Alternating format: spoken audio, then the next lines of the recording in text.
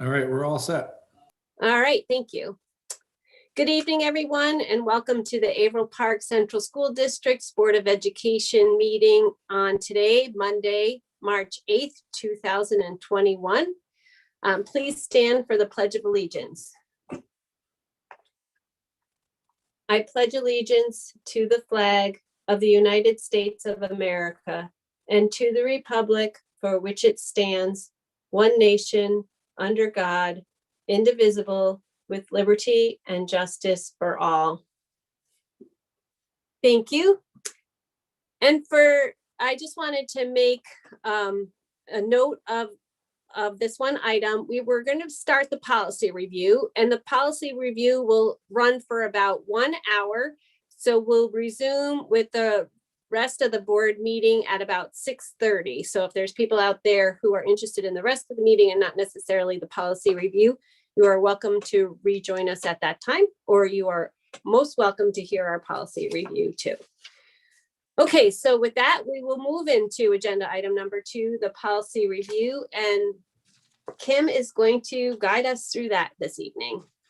Okay, so before we move into the special education policies, which are the 4321s, the last policy review, the board had asked me to reach out to Jeff Honeywell regarding 2 policies, one being 4315, which is the AIDS instruction policy. He has said we do not need this policy, so it's really, at your discretion if you want to continue with it or not. It's not required. So that's the easy one, I guess. So I guess we'll leave it up to the board to determine if you want to move forward with that policy. Well, I do understand last time there was questions on whether it really seemed, whether it was required or not, and it seemed a little outdated. So do we just want to take a poll of the board to see if you think we need to leave it in and modify it, or if we're okay, because it's not required. So none of it's required, because we had a question. I have a note here that says what parts are required, but none of it is. So, No. Okay. And I have also a note that we think it's covered under education law. So does anybody have any thoughts? I'm okay taking it out. How's everybody else feel? The same. Thank you, Doug. Agree. Yeah. Thank you. Fine with me. Okay. All right. So There you go, we'll- Kim. All right, so we'll remove this policy. Thank you. The other one was the 4311.1R. So in reaching out to Jeff, and Jim and I did just speak to Jeff this afternoon, he made us aware that the board doesn't actually have to approve a regulation. The regulation is, the superintendent's implementation of the board policy. So he gave us the analogy of, if the policy is the law, the regulation is, what the agencies will do to implement that law. And so I guess the question we have going forward is, we can continue to have the board review the regulations, but as he said, it's a little bit redundant because you've already approved the policy. And plus, if we do continue to do it this way, then anytime a regulation needed to be updated, we would have to put it before the board, versus the superintendent being able to, update the regulation as needed, depending on, what the regulation is. So I guess we wanted to have this conversation with you to determine, how you want to proceed going forward. Jim, did I miss anything from our conversation with Jeff? No, I think that's a good summary. The policies and the regulations are different. We historically here have always approved the regulation, which I know in other places they typically don't. So he was just kind of, since we went to him on this, circled back and said, it could be a chance or an opportunity to follow the intent a little bit more closely. So up to the board. You mean the intent of not having regulations? I'm not clear on what you meant by that. The intent of the regulation is to make it easier to implement the policy. Okay, And you want to be able to do them kind of quickly and efficiently. And if you have to go to the board for a policy review or a review each time you do a regulation, it would slow that down. So he's just saying the only thing you're required to approve are the policies. And he had that example of they gave the example like of the commissioner and, legislature and laws and all that stuff that Kim was kind of referring to, that you don't have the commissioner, once the law comes out, the commissioner does the regulations. Those are just commissioner regulations to implement the law. If the commissioner wants to change the regulation, they change the regulation in order to best implement the law. okay, He was making that, so. okay. So I guess you guys want to know whether we want to just eliminate this regulation from our review. Sounds good to me. Okay, Yeah, I think it's this regulation and really any regulation going forward. So he suggested if this is something the board would like to do, Jim, he said there would be a resolution we would do, Yeah. correct? I don't know if you want to not review them. That's up to you guys. What he's saying is you wouldn't approve them. okay, But if you still want to do the regulations as part of your policy review, that's certainly the purview of the board. But you may not want to approve them going forward. And then he said, in terms of what you have right now, he would just write a resolution and it would be crafted basically to say that all regulations are now no longer need board approval. We've had this in the past where if something was done, I can't think of a good example, a plan, I think it was like our PD plan or something. Once the board approves it the first time, really the next time you update it, the board should approve it again because it's already been board approved.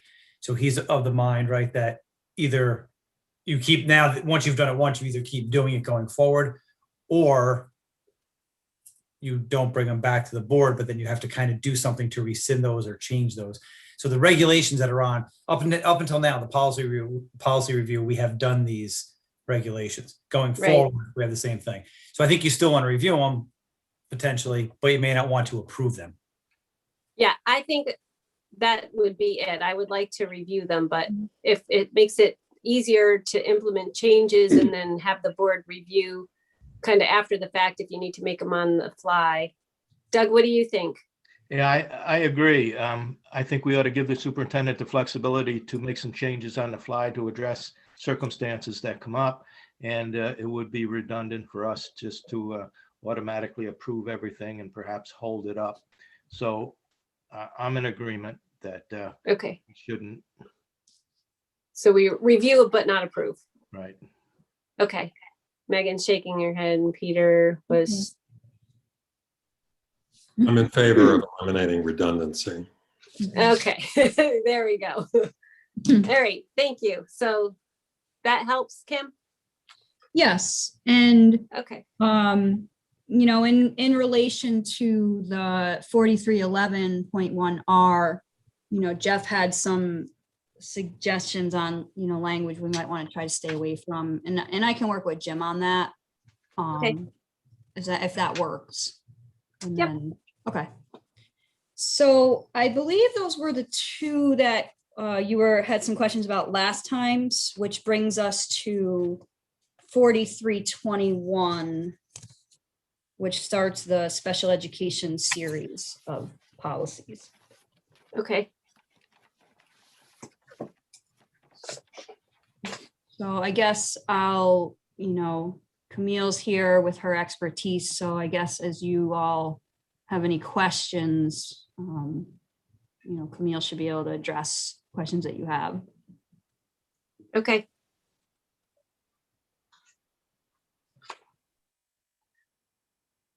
All right. Well, I'll start on the first couple pages. There's a couple typos in the bottom of page 14.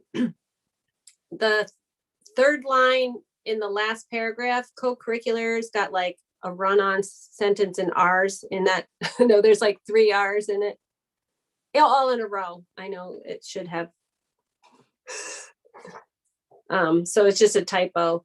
And then at the end of the second paragraph on page 15, there should be a closed parentheses, I think.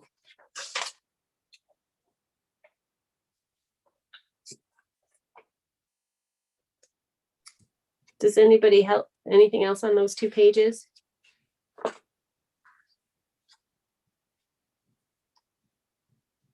Okay. Then on page 16, there's a note in there. We need the name of the district team that's responsible for the RTI. So I just wanted to flag that and make sure we get the proper name in there.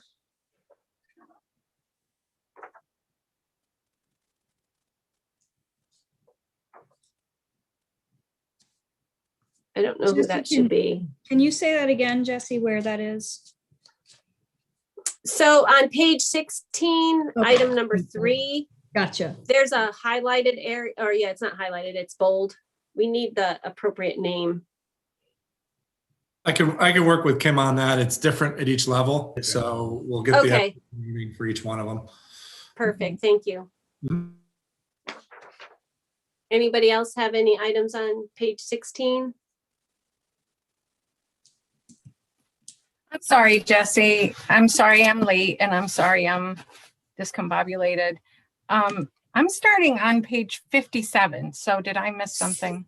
Yeah, we skipped that whole big section in the middle because Camille wasn't able to be with us last time and she's with us this time. So that's why we went back to policy 4321 that we skipped the last time. And so we're going to do that whole big chunk in the, well, as far as we can get in that center section that we skipped because now we can have I her must with have, us. because I'm on 4325. Yep, but we skipped all of 4321 because, Yeah, I remember skipping. so that's Oh, where oh, we're, okay, but I'm still 4321. I'm not near 15. it starts on page 14. Sorry. It's okay. Did you find it? I'm getting there, I think, 13.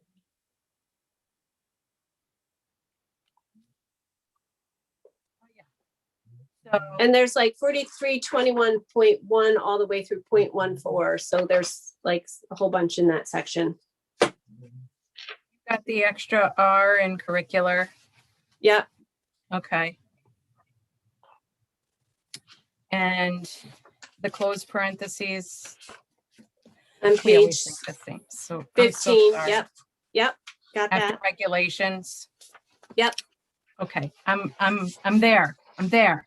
Okay. Okay. So now we're on page 16 and Matt and Kim are going to work together to fill in the appropriate name of the district teams because there's a Okay. couple at the different levels.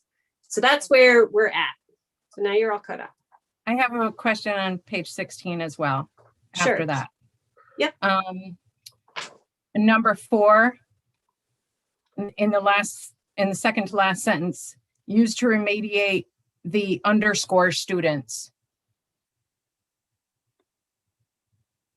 Do you see that? Yep. Is that Yep. just a typo, we think? We can't hear you, Anne. It's because my computer's too far away and I don't have headphones. Yeah, it was just a typo, the underscore there. Okay, thank you.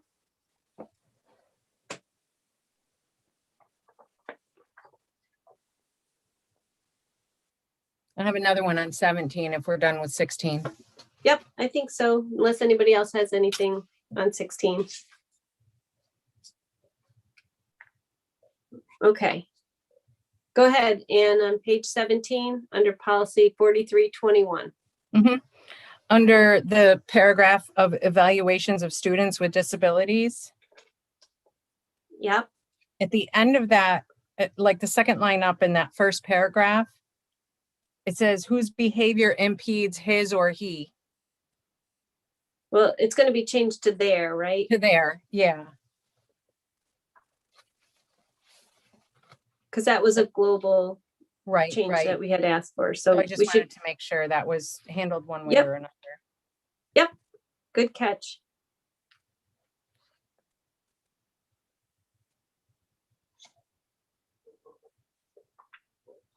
All right.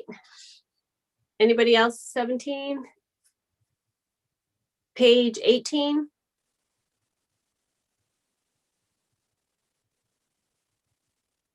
I have one Yep, go ahead. under number 2. Mm-hmm. Looks like the last sentence. It says, if the district cannot document its efforts to obtain consent, the board will commence due process proceedings to conduct a reevaluation without parental consent.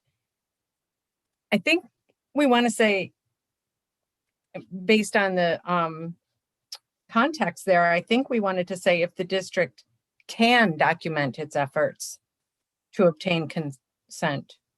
No?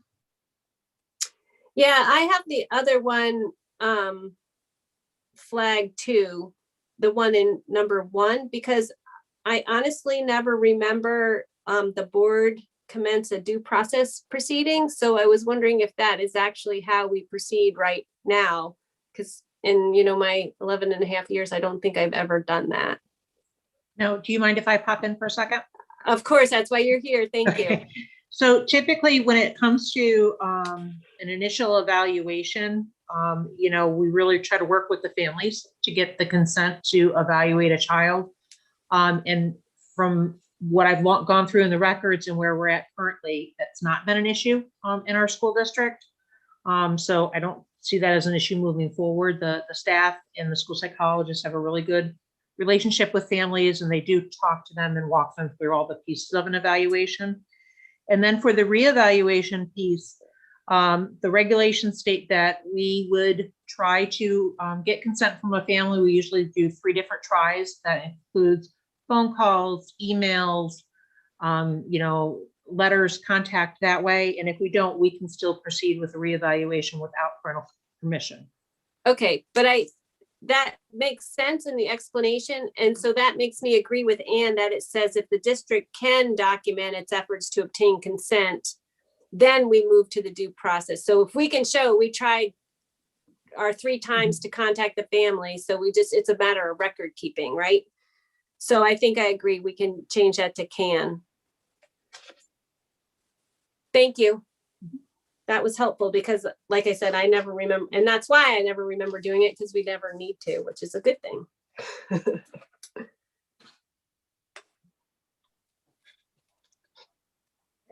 Just a grammar thing, is it timelines or timelines?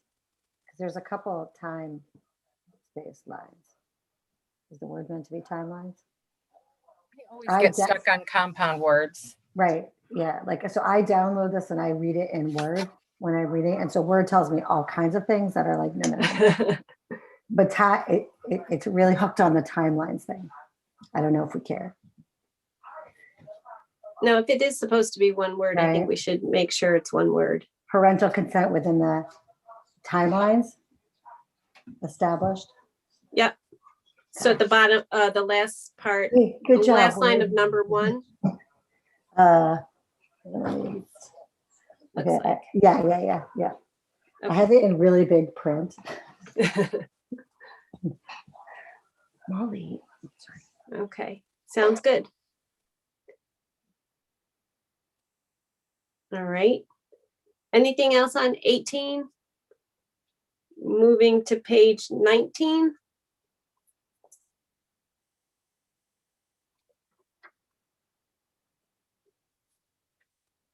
I don't have anything.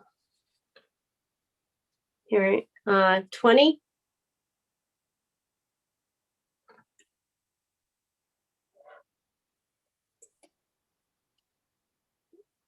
Good. Okay.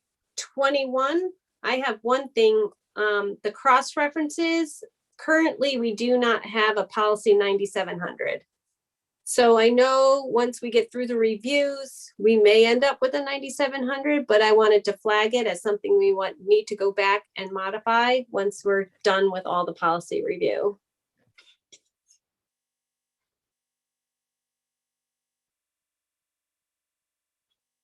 Anyone else?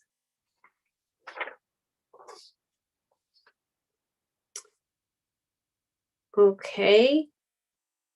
On to page 22 and 4321.1. So this was a new policy for our consideration, and I was okay adding it.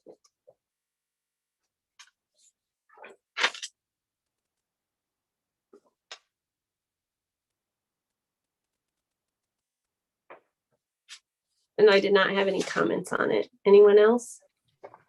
I was the same thing, Jesse. I just, we're just stating the obvious, which is harmless.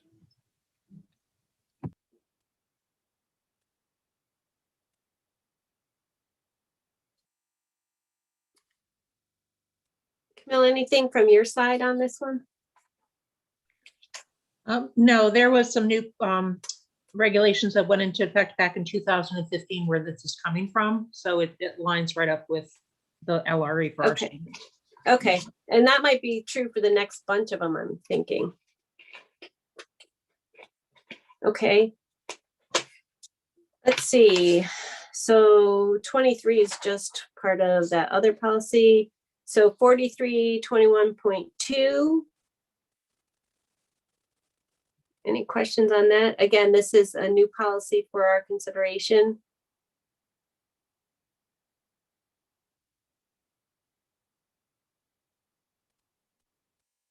As we go through all these, if the district has any concerns about adding them, please pipe in.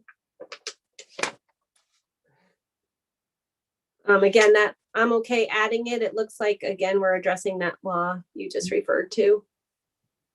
And Jesse, just to clarify, when I talked to Jeff about this as well, any of the ones that say required, we do have to have in Oh, place. okay. So All right. local and notice, we have more discretion if we would like to adopt it or not. Okay. So that makes it a little easier, I think, as well. Okay, sure. So nobody had any questions on that one. Okay, the next one is local, though, for 4321.3.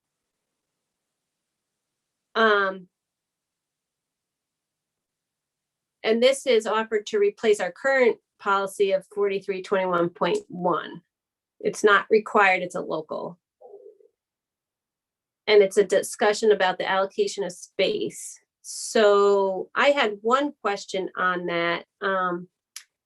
In the bottom section, right before the numbered bullets, so not the first 1 and 2, the second 1 and 2 on page 26, it says, it calls out the superintendent. And I just was wondering if that should be the superintendent or Matt's title there, the assistant superintendent for learning. Just with the way I read it, it felt like.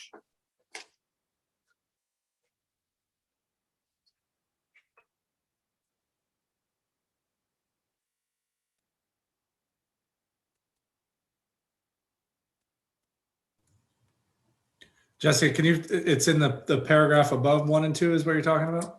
Yeah, on the bottom half of the page, there's a 1 and 2 at the top of the page, 26, and then there's a 1 and 2 at the bottom. It says, as part of the process for ensuring the allocation of appropriate space for special education.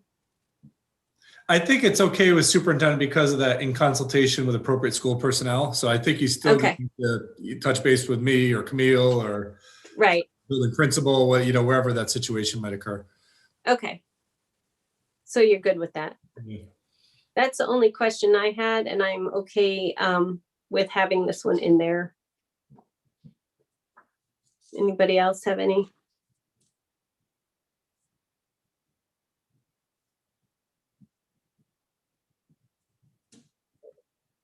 Okay. Moving to 4321.4. Again, this is a replacement from a current policy we have, but it is a local. I am good replacing our current policy with this one, and I had no comments on this one. Does anybody else have any comments on this one? I guess my question on all of these local ones, are these based on the special education committee's guidance on the change of the wording or on NISBA's guidance on the change of the wording? Where is the changes coming from? NISBA. Yeah. But we definitely want to make sure that the committee is in agreement with the language. Right. So I guess for my question on this, on any of these would be, what are Camille and the committee's feelings on the changes and how does it affect your processes? So I actually, Matt had given me the policies, I don't know, about a month or so ago, and I went through all of them and read them and compared them to the regulations that are currently in place. And then Matt and I actually did go through them again. And as I was going through the policies, they all line up with regulatory language and what we should be doing as a school district. So that's a really good thing, right? Because we're ensuring that we're providing educational opportunities for our children and we're doing them appropriately and not violating any rights. But as I did it, like I just took notes in the sidelines of things that we are already doing for some of these things. We just talked about the allocation of special ed programs. Well, we do that through our census. We do that to the board report that I submitted to you guys. And we do that. So there's things we're already doing, which addresses these things. So I think as an overall picture, Megan, we're in really good shape with the board policies and aligning them to the regulatory language. So I felt really good about what was in here. I mean, I know there's spelling and grammar and things like that to go through, but I didn't see any huge glaring things that I'm like, well, wait, we really need to look at this because it'll impact our children. So. Okay. Thank you. That was very helpful. Okay, so anything on page 28?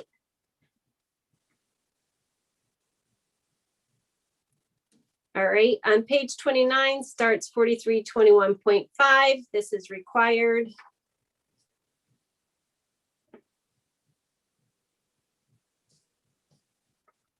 Anything on page 29? Anything on page 30? And I had some questions, but I think, Camille, you just answered them because I have questions. What are our current procedures and do we need to be more specific on this language or does it suffice? But it sounds like you just answered that question with your overall thing. Yep, it does. Down at the bottom of page 30, the confidentiality piece, Yep. we really kind of beefed that up for our students' records and things like that. And by purchasing software to help maintain confidentiality through encryption for emails and reports. And it's linked up to School Tool every night, which has a confidentiality statement on it. So we are definitely doing the confidentiality piece. And as new staff come in, we are training them on the confidentiality piece, which is critical. Okay, and that's, is that part of this policy or is that part of the student records policy? It's down on page 30. Yep. It looks like it's number 3.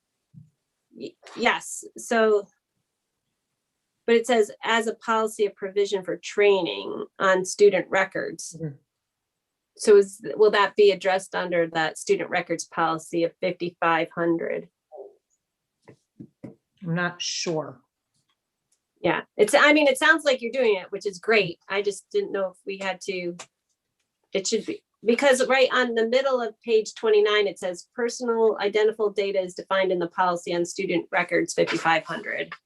So I didn't know if that, that language in the training for confidentiality is.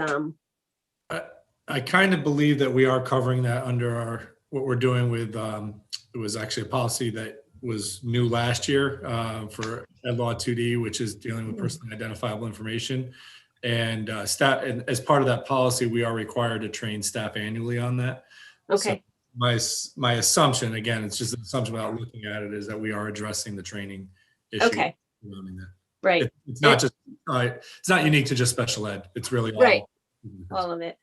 Okay. So which might be under the 5,500, which we'll get from NISBA right. eventually. Okay. Anybody have any other questions on page 30 then?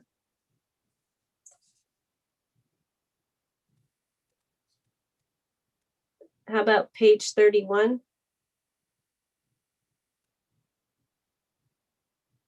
again, I have a note, do we currently do this? But Camille has answered that question, that most of these things we're already doing it in place. Because that was for the signatures for each person covered by this policy under the documentation part. So, okay. That's the only thing I had on that one. Does anybody have anything else on page 31? Okay.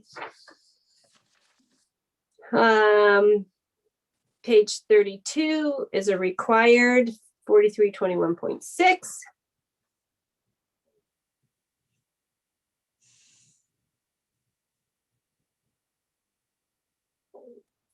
Nobody has any comments?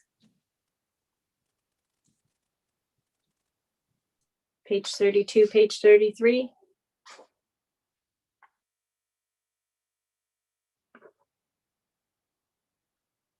Okay. Policy 4321.7, starting on page 34.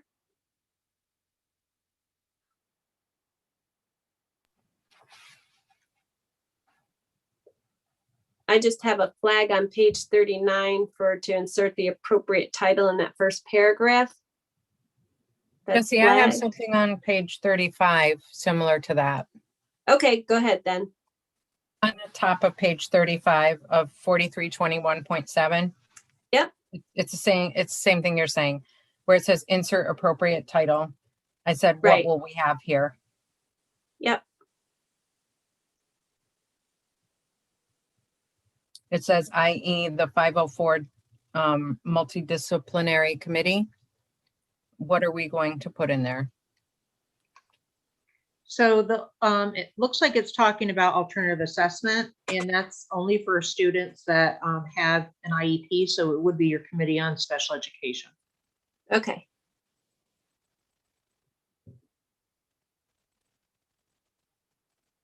All right.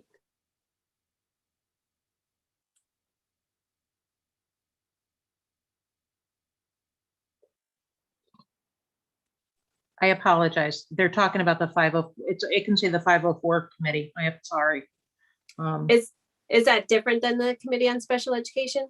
Yes, it is. So a 504 committee can have different members, and it doesn't follow some of the regulations that an IEP, a CSE committee does. Okay, so in our district, did we call it a 504 committee?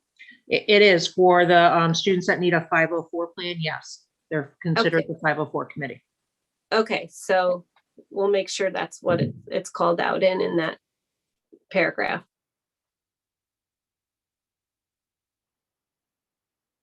And if it's a little bit different than that, Camille, can you just make sure Kim knows what the official title is of that committee so we get it right? Any other questions on page 35?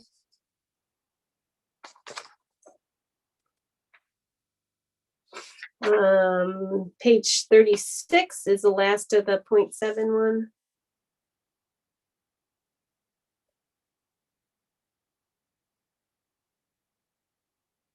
Okay. Page 37, 4321.8. Again, my question is, what is our current practice? And great question at the beginning, Megan, that answered all those questions that I have. And again, Jesse, like, we don't have to point out the his, her, like. Right, Right. those his, hers should all be there. Kim was gonna do a global kind of search for those. So. Any other questions on that one? Page 38. Something on 38, Jesse. Okay. I wondered if those compensation rates under 6, the compensation of IHOs, and 7, the cancellation fees, if we should have those rates in there, or if they're still applicable, or should we be putting those in our policies? Like, are they subject to change? Is that what you mean, Ann? Right. And what That's is a good there now? question. Is that what is our rate right now? So IHOs are typically what happens if you have an impartial hearing, it goes to like a bank, and whoever's available to do the meeting picks it up. So the rates I think are consistent, but I can find out from the State Department if that's something that fluctuates at all for you, and let Kim know. Well, I think if the rate is subject to whatever, if you say it's what the State Department says or whatever, then that's what we should put in there, whatever we should say the compensation rate as of whatever per, Yep. Not to confirm that it's $100 per hour, which it may have been then, it maybe is now, but rather where do you get that rate? And we'll reference that there. Okay. So if that changes, our policy doesn't need to be changed every time. Does that make Yep. sense? Yes, it does. The same thing with the cancellation fee. Yep. Or any expense and fee, like it says in number 9, additional expenses or fees pursuant to this policy. Like it's, more generalized, so we're not setting a specific amount. Yep. I'd be happy to find that information. And then do you want me just to give it to Kim and we can go from there? Yes, Okay. that'd be great. Good thought, Anne. Okay, any other questions on that? The 0.8 regulation? Okay, the 0.9 on page 39.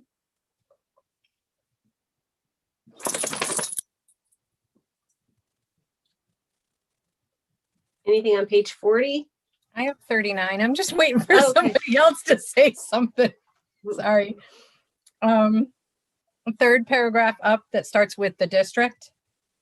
Yep, We'll the little provide one. we'll provide the student's parents with a copy. I think it should say parent or guardian. Yeah, that would be consistent with our other.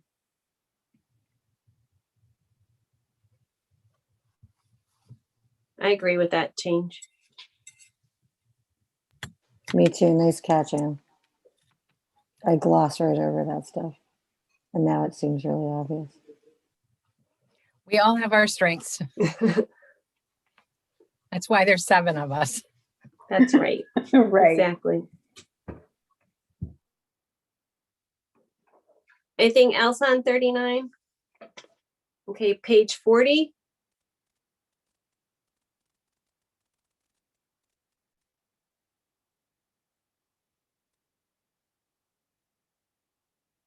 Okay, moving on to 432110. This is a local, and then my note was, is this recommended by the SCD director? And yeah, there are the special education director. And we already heard that answer. So I'm good on that one. I don't have any other questions on that policy. Does anybody else have anything? Page 41, 42, it goes through page 44.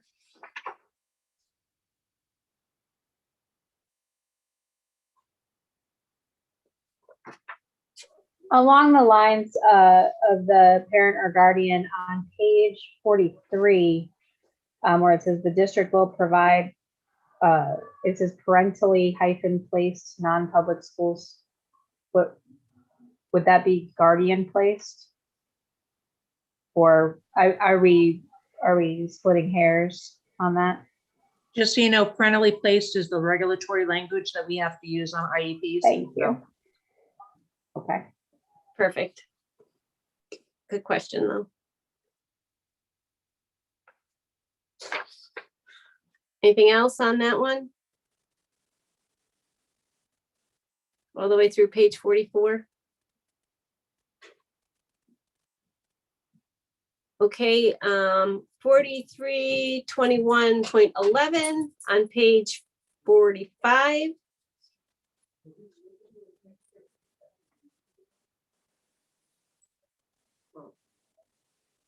Okay, and it's required, so. Okay, adding it. Any other questions? Okay, 432112. Now this is a local one. And it's in regards, has a timeout room. And I just wasn't sure, do we have that? So we currently do not have any children that would meet the requirement of a timeout room. It's pretty restrictive, and there are a lot of safety regulations that need to be in place. However, if the board would like to consider it moving forward, that way, if we ever had to build a program for students with this severe disability, it would be in place already, and you'd be able to just move forward. It's totally on the board's discretion. Okay, but when you read through, because one of the notes I have is like, do we have this? And then is this language acceptable language for a procedure or a policy if we ever need it? Because I think I would be in favor of having it on the books in case. Yes, it is. It meets the requirements. Okay. And then on the top of page 47, again, there's two places in the the second half of the paragraph that starts on the page, top of page 47, where we're looking for titles. And then the second paragraph. That would be appropriate to use Camille's title in both places. Okay, thank you. Just a quick question for Camille, if I may. Of course. How many students do we have that might qualify for the room we were just talking about in other facilities? How many do we send out? So the students that typically would require a timeout room are children that are placed either in a 611 behavioral program or a 412. Currently, as a K-12, it's probably one of our highest populations. We outplace to BOCES or day treatment programs. And the reason is it's there's a lot of maintenance with it. It's a highly specialized program, a lot of training, and a lot of additional adult support. So, I would say out of all of our students that we have placed out of our school district, these students take up about 75% of them. So I don't have all the numbers, Doug, but if you want, I'd be happy to get those for you. No, that's fine. I just wanted a general idea of what we do there. I know it's an expensive Yes, it is. proposition if we were to do that locally. Thank you, Camille. Along those lines, it's safe to then say that we provide the majority of our students who require special needs, we provide them in district. It's a small. Yeah, I think so. When you look at our districts, our students that aren't placed in our school district, these are students that are medically frail, that we just don't have the nursing services or the medical supports they may need. We have other students that are on a spectrum, but they have multiple disabilities on top of a spectrum disorder disability. And then we have the students that need that behavioral support. So in district, we really are able to provide a nice continuum for our students. And we do a lot of things to keep our kids here before we look at an out of district placement. And staff are always thinking outside the box and looking at ways to support students and families. Excellent. So my next question is the adverse behavioral intervention. Do we do that again in district? And if not now, should we have something to cover it if we ever need that? So we do offer behavioral intervention programs and services to our students, and it's part of a regulation for any student that is struggling behaviorally. We have to do an assessment, and then we can implement a behavioral plan. Okay, so that stays in. Yeah. And then on the on page 48 at the end of that regulation, again, it's insert appropriate title. I have a couple things right here. Yep. In the shaded part on page 47, it indicates that the state regulations do not specify how parents are notified, when they're notified, how or when, but it says if you do specify a time period and then don't follow it, you're out of compliance. So I just wanted to make sure that I wanted to ask, do we specify? So in places where I've had timeout rooms before, and including my own classroom when I was a special ed teacher for students with emotional disturbances, there are procedures that you do. So what we would do is if the board wanted to accept this policy, then I would come up with the procedures on how to implement it and provide it to Matt or Kim and for you guys to oversee. But it's got to be documented in the IEP. There's sample state charts that we can use that show like what happens, and you just fill that out and a copy goes home to the parent every single time. And again, it's a way to protect the child and the school district to make sure that it's not being overly used. The child wasn't, with aversion therapies, you've got to be very careful that we're not doing something that's going to hurt the child. And the parent is fully aware of when a timeout room or intervention like that was used. So I just want to be sure that if we are specifying how and when they're notified. Yep, it would be that- every time. The best practice is to notify a parent any and every time the child is used in a timeout room. So Camille, you're saying, to address Ann's question, I think, is we won't put it in the policy, but you'll have that in your procedures. It'll be, yes, yep. Does that help, Ann? Yes, thank you. And then on 48, I also have, there's a reference to the Commissioner of Education in the 2008-2009 school year. And each subsequent year thereafter, I just wanted to make sure that that was still applicable. Whenever we reference any kind of numbers or dates or anything, I just want to make sure that they remain applicable in the policies.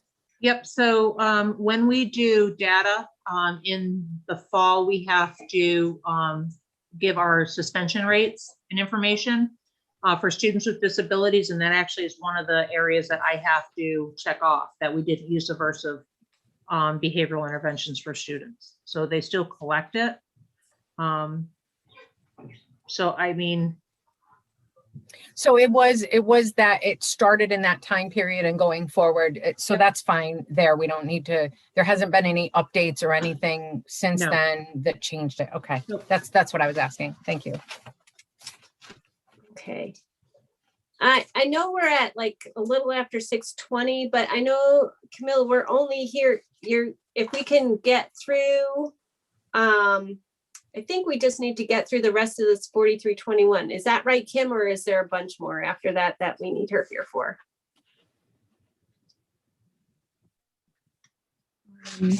Yeah, we have, looks like there's the regulation that goes along with the 432112.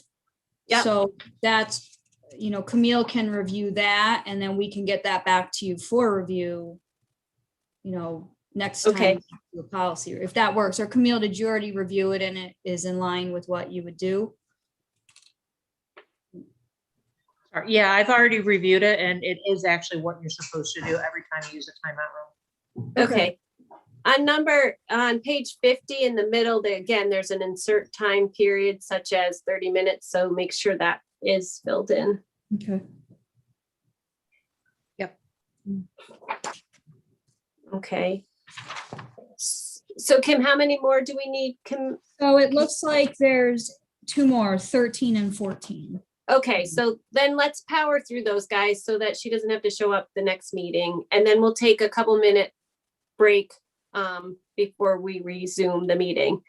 So, okay, so 4321.13 on page 52. My comment is item number 4. Again, there's highlighted that we kind of have to put something in there or choose one of. It would be I can give Kim the list of the preschool members of the committee. That's not a problem. Okay.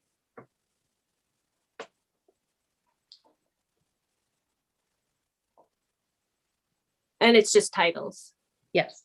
right? Okay. Anybody else have anything on page 52? Page 53?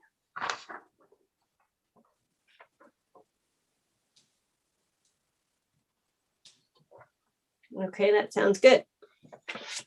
Page 54, which is the 432114. Jesse, on this one, I had a comment on the last paragraph. Obviously, we're going to put in the titles that are needed there. Right. But after that, it says, provides information about the certifications and qualifications of special educational professional personnel, as well as a summary of the professional development opportunities. I'm sorry, I don't have my glasses on. Yeah. Up above where it says shall prepare an annual report. Again, it's back to those time periods that we talk about where we're really putting ourselves, not limiting ourselves, but I thought maybe a periodic report instead of annual. And that way, if it's annual, great. If it's more than that, great. If it's less than that, that's fine too. Can we Right. change And annual to periodic? I also have a note. It says the note above it says it's optional. So do we even want to leave that part in? I mean, what's our protocol? Because if we're already doing it, then let's put it in the policy. But if we're not, then we can, not annually, like Ann said, we could either change that annual to periodic or just take that whole last sentence out. So I do have to report to the state annually who we have for staff members and, their area certification. But I've never reported the professional development opportunities offered. So it's up to the board on what you'd like to do. So do you want to just take out the after as well as a summary of professional development opportunities offered?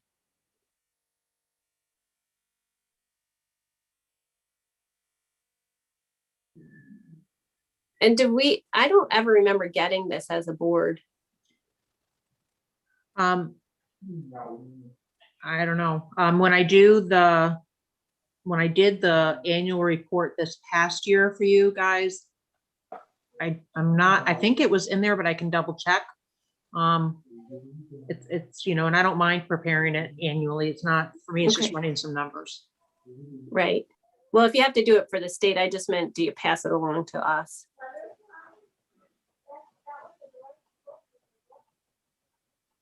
So I'm good taking out as well as a summary of the professional development opportunities offered, if that adds undue burden for not a necessary reason. Can we take out that whole part after the shaded part where it says note the following statement Yep. is optional? Yep. And just take out everything, obviously that shaded part will come out, the note. Yeah. And then that whole thing from the superintendent in consultation with, if I move it too far, then I can't see any of the words. But right through opportunities offered, can we take out that whole sentence? I'm good with that. I'm good with that. It's optional It's a good anyway. call, yeah. Yeah. Yeah. Yeah, we can do that. Okay. All right. Well, we got that in. I think we're just going to take like a 3-minute break. And Camille, thanks for being here tonight to help us through these. And I'm No glad you're problem. here. And I think we got it all so that you don't need to come back and join us. That's why I wanted to make sure we went through a little bit to be respectful of your time too. No, I really appreciate it. And if you had any other questions, I'd be happy to answer. Okay, thank you. All right, so we'll take a, let's say if everybody can be back at 6:32, does that give everybody enough time to take a quick break between the policy review and moving into our regular board meeting? Jesse, rather than stop the videos, if everyone could just mute mics and video, and that way we can just kind of keep it running and then turn it back on. Otherwise, we'll end up with 2 different streams. Yeah, that's good. Thank you, Matt. We can do that. Thanks.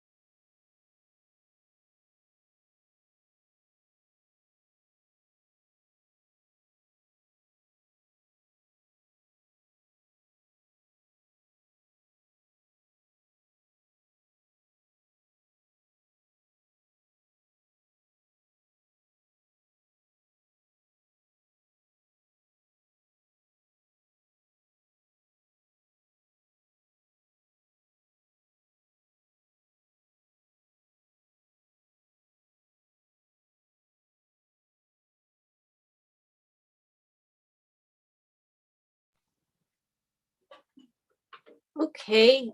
I think we'll get back started after our little break here.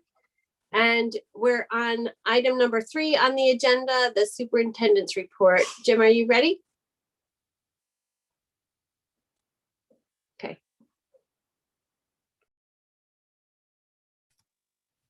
Yes, I will share my screen here.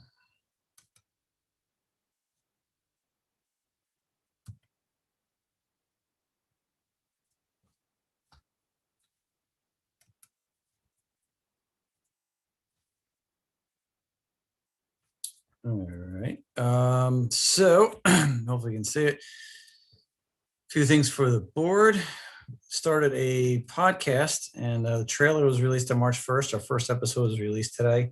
That really came from another podcast, from actually a magazine that turned into a podcast that Brian Radowitz and I have been listening to, and really talked about your communications buffet. And I talked about that in the trailer and the things that you offer to communicate to people. And we felt like we do a pretty good job through our communication tools that we have in place already. But the one thing that we kind of realized we did not have was some form of podcast, which we could do and actually take some time to have conversations with people in the district and just have a very conversational, light discussion that will provide information for people on stuff they might not otherwise know. So we're kind of excited about this, and we'll see how it goes. We're planning on doing them every 2 weeks. Our first guests were Sarah Christie and Mike Blaustein from our music department. And I thought they did a great job, and we thank them for being our guinea pigs in the first go around. Our second one will be Craig Hansen. Craig is the Director of Safety at Questar. We thought we'd do something. A lot of people are talking about the 1-year anniversary of the pandemic, and Craig and his folks have kind of been leading the charge for our BOCES. So we thought he'd be an interesting guest to talk about the things that he has seen from his side of things in the different stages of this pandemic, as we've closed school down, planned for reopening, reopened school, and have been now through the majority of the school year. Our social media data, we do a monthly report. Brian shared with us. You can see once again that our numbers are very good. Again, this was sort of a random sampling. We tried to get neighboring districts, suburban council districts, big, small, rural, suburban, urban, and you can kind of see where we are in comparison to other folks. And then our views and comments, shares, and clicks that are the most popular. And then some information in there, again, some more data in the summary. So Brian, as always, doing a great job, and we appreciate his work and leading our communication effort. As you're aware, we have a PFOA issue at Algonquin. We had our second test come back. We're at 13 parts per trillion. Now that we have 2 tests, it's official as you take the average of it. We had a really productive and beneficial meeting last week with our architect and representatives from the town of Post-Nickell and the county DOH. The folks from the county and the town have been unbelievably helpful and informative, and we really appreciate their assistance with this as we go through this process. Unfortunately, there's some experience out there because there's been issues. Fortunately for us, we have not had that experience, but now we do. So we are trying to go through it very systematically and deliberately. We've engaged Mosaic to complete this evaluation. There's really the 2 options there. It's our own filtration system or extending our municipal water line. And we're going to dig into that with cost benefit analysis and timeline projections to boot. We're starting to see some more students come back to our in-person instruction. The visual representation of that. You can see the blue line and the gold lines representing a number of students that are in our 2 programs. And you can see that we're starting to trend a little bit upwards with our in-person folks. So we're pleased to see that as more students are choosing to come back, as our numbers thankfully have been low in both the district and in the county and also in the region. Some advocacy work going on that is kind of regular for this time of year. And I was in a meeting with superintendent colleagues as well as leadership from NISCUS. A lot of topics being discussed. You could imagine, so school funding is clearly a big one, as are the social distancing guidelines and the opening schools for September of 2021. That is obviously a very big topic. It has budgetary impacts, it has staffing impacts, and still looking for guidance on that. This vaccination reporting requirement the board's aware of. Basically, the short story is executive order came out, said you 2 days to put this information into their portal. We got a survey out. They were told to kind of cease and desist collecting that data. And then since then, the Department of Health is now doing the collection of that data. So that's where that ended up, kind of sprinted to a finish line that didn't exist and then went back to doing what we were doing before.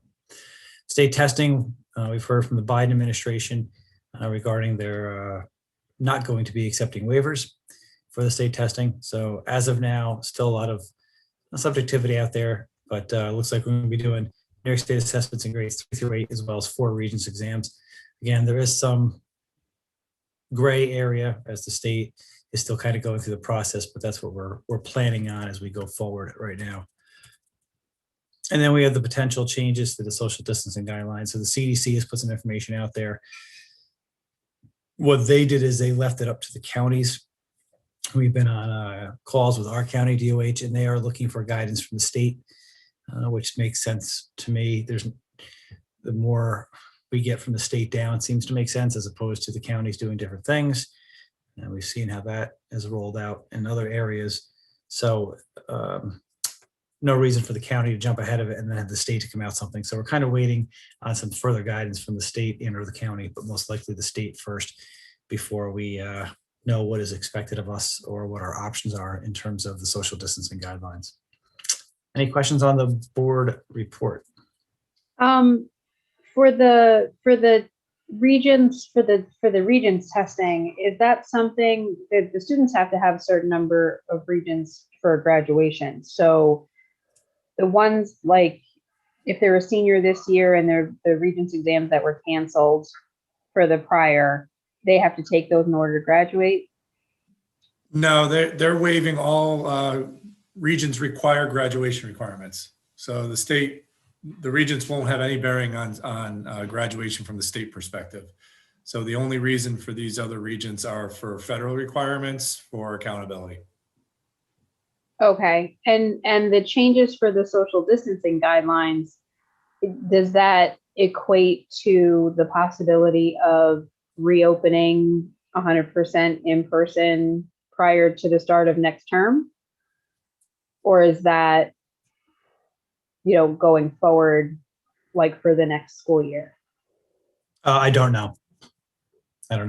We know that a county, I think it's Onondaga, has already announced that they would allow 3 feet social distancing. I don't know how that's being rolled out within the school system there, but apparently they have gone forward with this.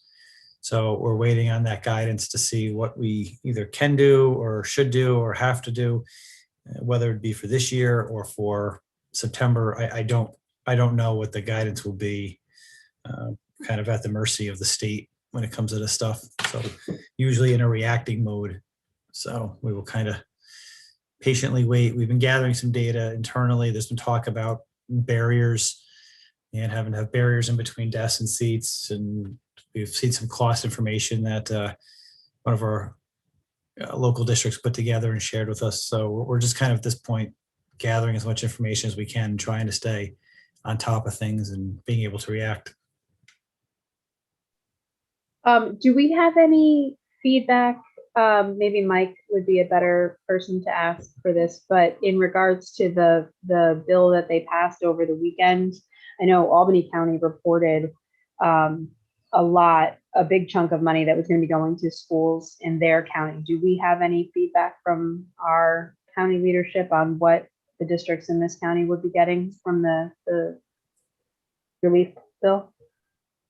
I don't know where Albany County got their information on. There's been nothing reported that I'm aware of about specific schools and how it's going to be allocated to school districts. They didn't say anything. They didn't say normally about specific schools. They just talked about like a bulk of money that was going specifically to school, to that's education. That's not normally information that's reported by the county. that'd be something that we would get from SED.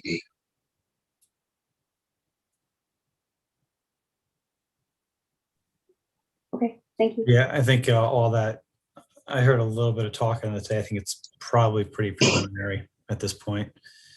So. All right, I'll flip over to celebration of success.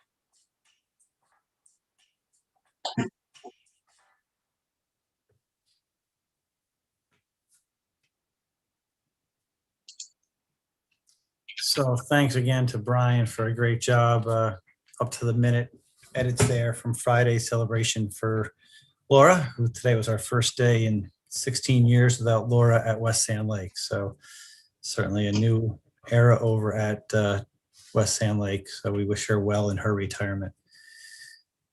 That's all I got from the report. Camille, I just realized you're still here. You don't have to stick around. Feel free to exit there. Have a good night, everybody. Yeah. Sorry about that. All right, and that's all. All right, thank you for that. Moving on to item number 4, the public comment period.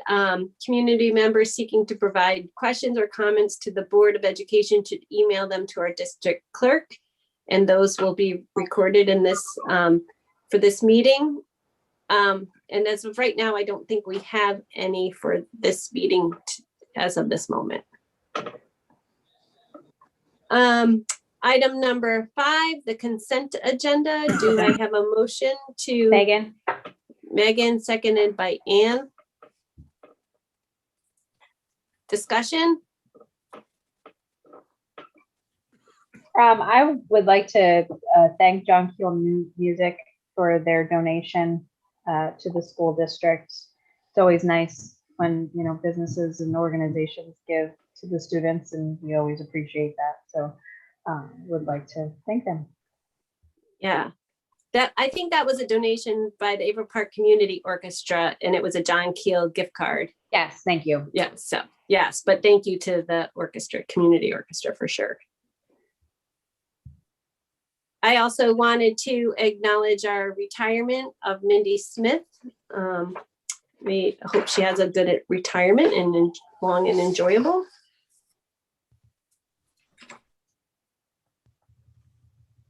Does anybody have anything else?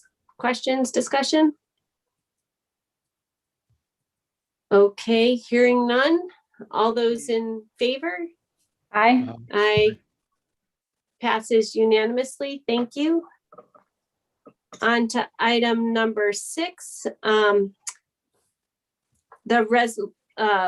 it is hereby, I'll read it, I guess. It's hereby resolved that upon the recommendation of the superintendent of schools, the resignation of Dawn Engwer for the purpose of retirement effective March 30th, 2021 is hereby accepted, and the agreement dated February 11th, 2021 between Mrs. Engwer and the school district is hereby approved. Do I have a motion?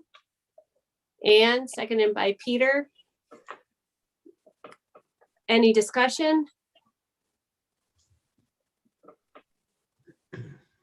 Okay, hearing none.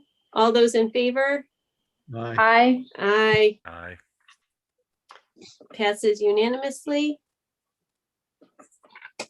Item number 7, it is hereby resolved that upon the recommendation of the superintendent of schools, the following actions are approved.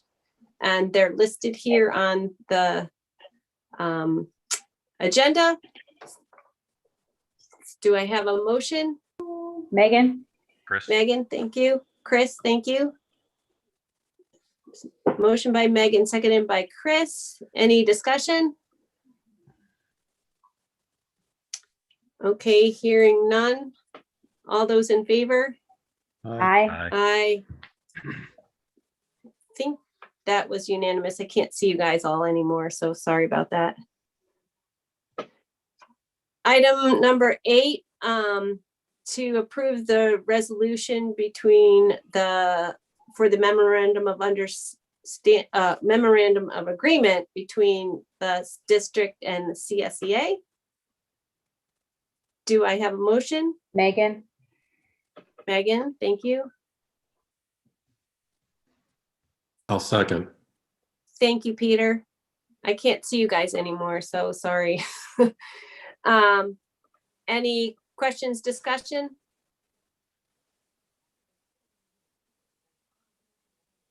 Okay, hearing none, I'll call it to a vote. All those in favor? Aye. Aye. I think it passed unanimously.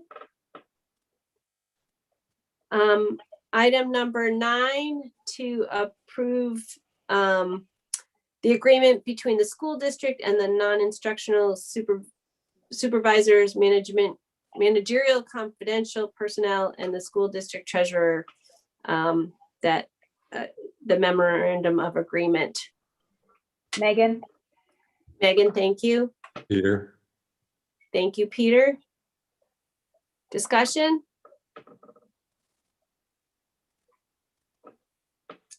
Hearing none. All those in favor? Aye. Aye. Thank you. I think it passed unanimously. Okay, item number 10, to approve the interscholastic hockey merger for the 2020-2021 inter-municipal agreement. Chris. Do I have a motion? Chris, thank you. Megan? Seconded by Megan. Discussion?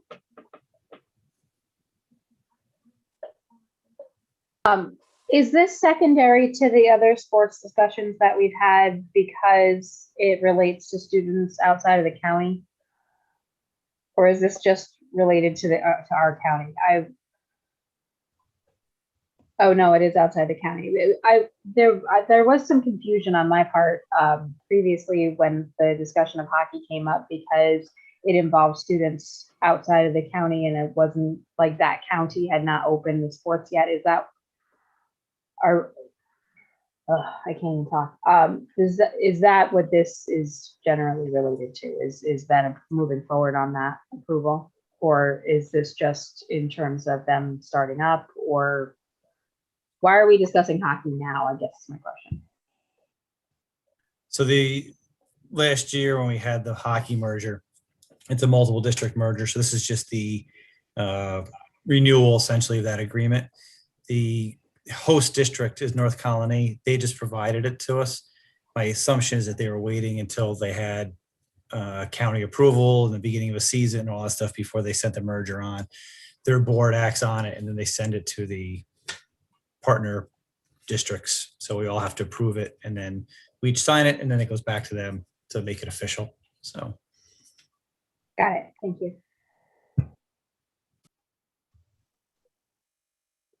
Any other questions, Hockey discussion? Oh, I'm sorry. No, go Wasn't- ahead. Didn't we discuss hockey as part of the winter sports? Wasn't it listed, or was it fall too? Or I thought it was listed as We kind of talked about it. We kind of touched on it, but it wasn't really a major part of the conversation because it hadn't been fully moved forward yet. It was, if I remember correctly, it was sort of tabled. And I was guessing that this was why. It was because it was related to the host district not functioning it. Maybe I misunderstood. No, that's I just thought exactly it was right. included. It was included as part of the plan that we approved, but at that point, they did not have a start date because Albany County was not yet participating. So it was kind of like hockey if they open it up to have a season. Mhm.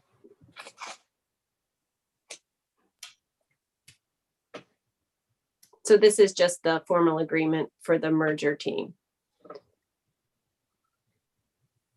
Any other questions, discussion, clarification?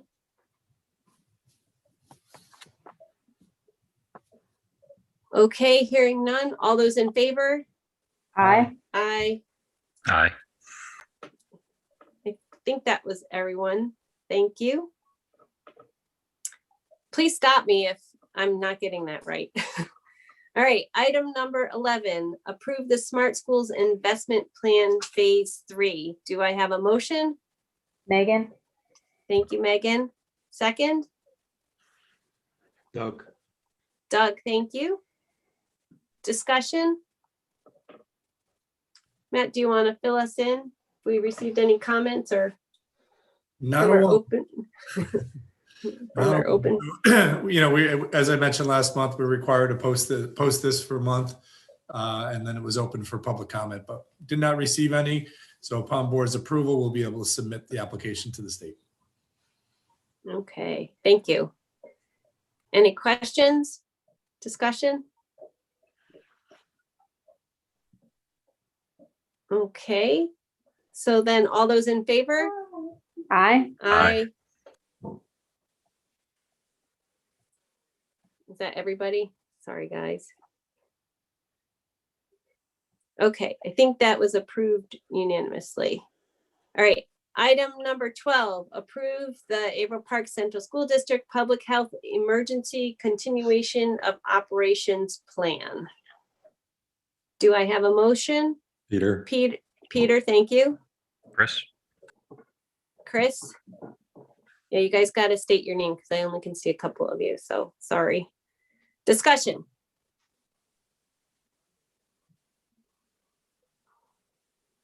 Just a general comment that it was, whoa, really comprehensive. A lot of good stuff in there. Well thought out and well put together. I was going to say the same thing. Is this going to be available available on the district website or is it available on the district website, the general public website, I guess I should say? Yeah, we typically post our plans on there. There's a section for plans on the website, so we'll get it up there once approved. And I think it's important, and Kim's really been working on this with Kate Dorgan, that it's a living document that'll continue to be updated and changed as needed. It actually is going to be reviewed again. Kim, when was that? Do you have it offhand? Yeah, our plan would be, so just a little background here. We received a memo on December 3rd, that these plans were required. The state gave us some guidance as to what should be in the plan. And with the approval, they needed to be approved by April 1st. However, there's also guidance that says this should be really incorporated into our district safety plan. So in order to meet the April 1st deadline, we've been advised that we should approve it as a standalone plan and then revisit it in the summer, at which time we would fold it into our current district safety plan. So we'll look at it again. There's references to COVID in this plan because that's the health crisis we're dealing with at this time. Hopefully in the summer, it'll be less, but we don't know. So really, it's just trying to be prepared for something like this in the future. So that would be our plan going forward. And then really just kind of that annual review of the procedures and, the infectious disease plan and things of that nature. So that those references to the COVID will then become like examples, like here, here's an example of how a procedure could look, because hopefully in the future it won't be COVID. Right. And that's And how this I would is- interpret it. This Okay. is the issue we're dealing with now. But I would agree that once this is behind us, then this could be, and clearly this is, the lessons we've learned from COVID so that we are ready. Mhm. If something like this were to happen again, hopefully it'll never happen again. But, now I guess we know how to approach it if and when it were to happen. Thank you. Mhm. Does anybody have any other questions or discussion? Okay, hearing none. All those in favor? Aye. Aye. Aye. Thank you. That passed. Okay, on to item number 13, the review of the revenue budget.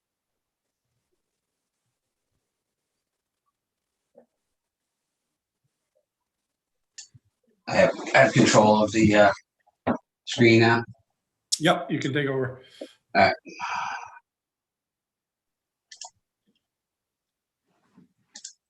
All right, so before I go to the revenue budget, I just want to just recap. We provided you with the draft proposed expenditure side budget, along with all the other information I provided you. Talk about those pieces, and then some of the stuff I'm not going to go into detail, but I thought it was good for you to have some background information, particularly on sort of the tax cap history. So this expenditure budget, so this is just the last page of it, represents all of the information that we've shared with you along the way so far, with some adjustments, some obviously more information becomes available as we go through this process.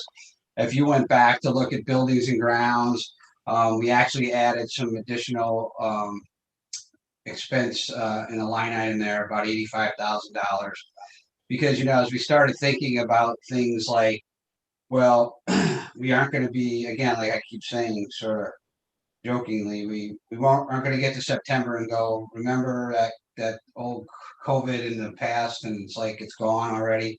Well, there's still going to be expenses that we have going into the next year, and the trailers, just the trailers that we have where we have things stored away, we anticipate we'll need those for a while, and that's no it's an expensive proposition over multiple months. So we had to add some money back in to that budget. So there's about 85,000. But basically, so as we went along, we presented different big chunks of the budget for you, and now you have a look at the full budget at this point. It also represents some changes, some programmatic changes, some evaluations to prior initiatives that we had in the past and that have been in place, and evaluation of their effectiveness, and whether they need to be eliminated or modified. So we've done a lot of that work, and it's included in here, and we'll talk more with the board, Jim and Matt, at the next board meeting about that part of the budget side, the program side, and the expenditure budget. But as you can see, as I said, so the budget itself is only going up at this point about $706,000, just 1%, which is really, really pretty low. And I told you all of the reasons why that the pressure is not going to come from the expenditure side of the budget, because there's no big jump in, the things that we always look at are salaries and benefits, because they are like 75% of the budget. And because health insurance is not going to increase significantly this year for all the reasons we talked about.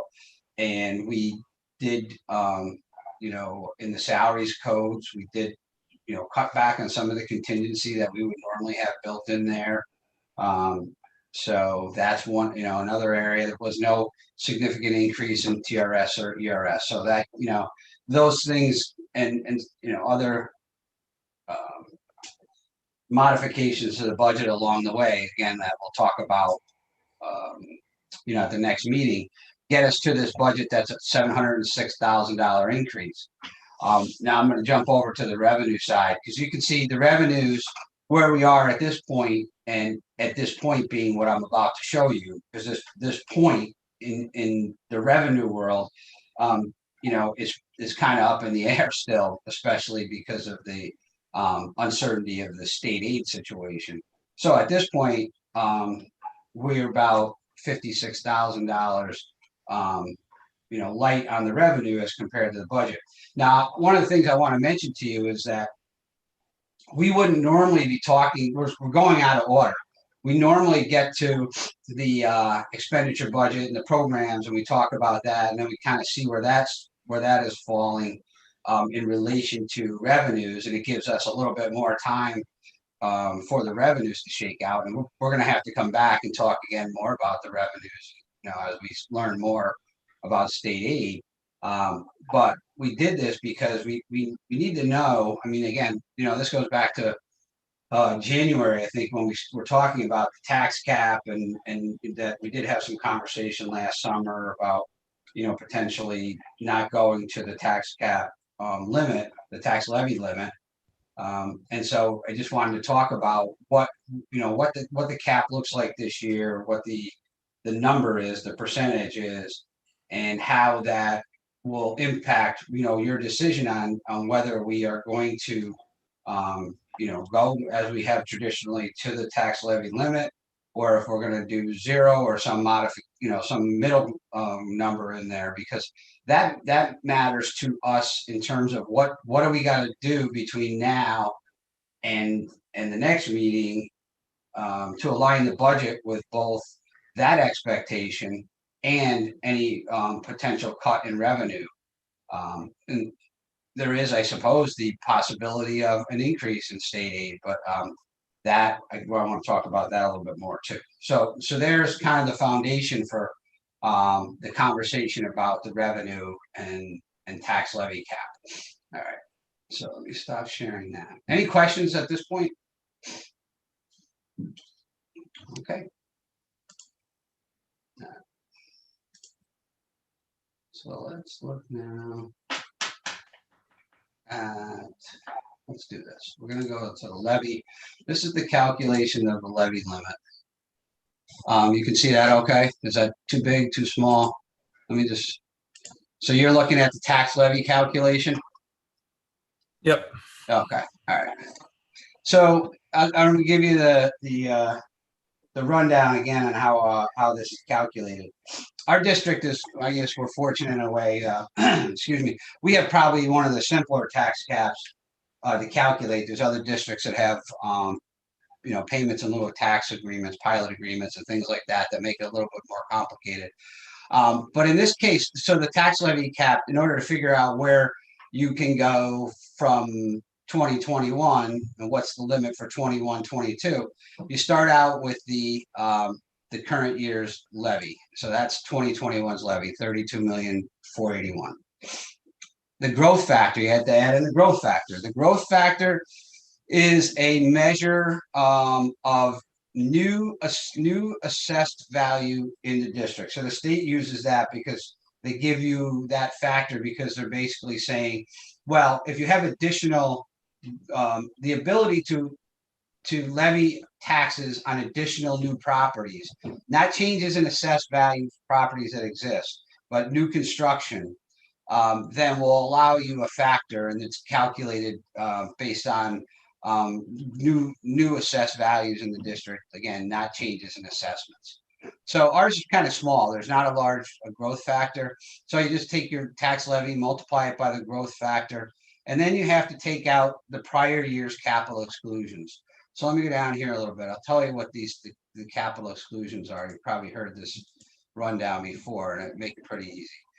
So basically, when the tax levy cap was created, the state said, well, the law says if the voters have already approved separate propositions for certain projects, capital projects, bus purchases, or the BOCES rent and capital, that if these things have already been approved by the voters, then we're going to take those out of this tax cap calculation, because they've already said they'll accept the levy that's necessary to fund those debt service payments on those purchases, less the state aid that's going to be generated on those. So there's aid generated for the bus debt service, and there's BOCES aid for the rent and capital component, and there's also obviously aid on our capital project debt, which is this.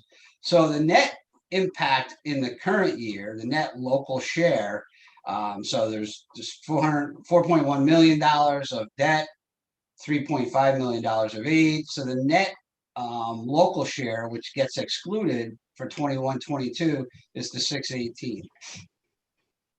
So you subtract out the prior year's exclusion, which was, the current year we're in, but it's the prior year's calculation was the 570. Come to that new number, and that's where you add in the tax cap factor. This is the only place. This is the 2% number. So everybody talks about the 2% tax cap. This cap factor is the measure of the change in CPI over the 12-month period that is used to calculate the cap. And it can be no more than 2%, even if CPI was greater than 2%. In this case, it's the lowest CPI since the tax cap law was put in place. So add the 1.23% onto the adjusted. So you take your tax levy of 32.6 million, adjust it for the capital exclusion of 570, get your 32,086,000, multiply that by your tax cap factor, and get that new base. Add in the current year's exclusion, and then you come up with what the levy limit is. That's the maximum amount of levy you could raise and not have to have the voters have a super-majority, so a 2/3 vote positive on the budget. So this is just a simple majority, 50% plus one vote.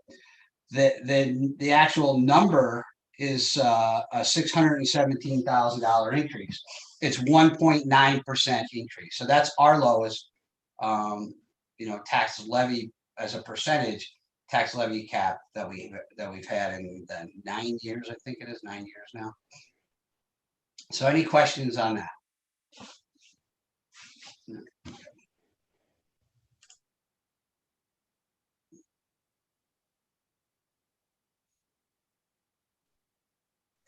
Okay, so now let's go to the actual revenues. All right.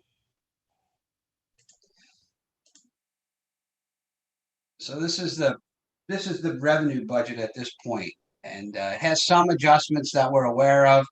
And basically the things that we're not aware of are what's going to happen with state aid. So let's just jump past this first line, which is the property tax with the levy limit. It's not a 2% levy limit this year, 1.9 tax cap. And I'll just go through some of these real quick.